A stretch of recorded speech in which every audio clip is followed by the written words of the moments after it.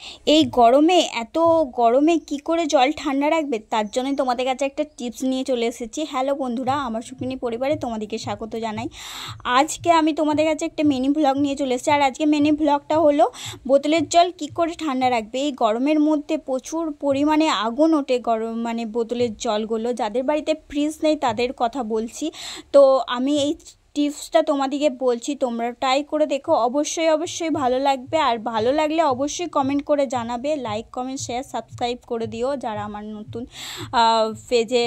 পেজে এসেছো তারা একটু বেশি করে শেয়ার করে দিও। আর এখানে দেখো আমি দুটো ওয়াটার বোতল নিয়ে নিয়েছি।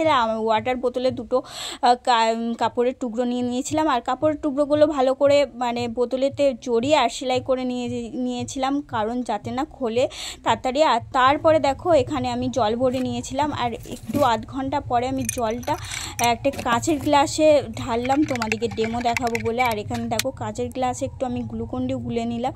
আর গ্লুকন্ডি যেমনি গুলেছি দেখছি কাঁচের গ্লাসের চারি সাইডটা পুরো ভাপ লেগে, যেমন ফ্রিজ থেকে জল বার করে যেমন ঠান্ডা হয় সেরকম, সেইটাই ডেমোটা তোমাদেরকে দেখাচ্ছে। আর দেখছো আমার হাতে কেমন জল হয়ে গেছে। ক্যামেরাতে ভালো দেখাতে পারছি না।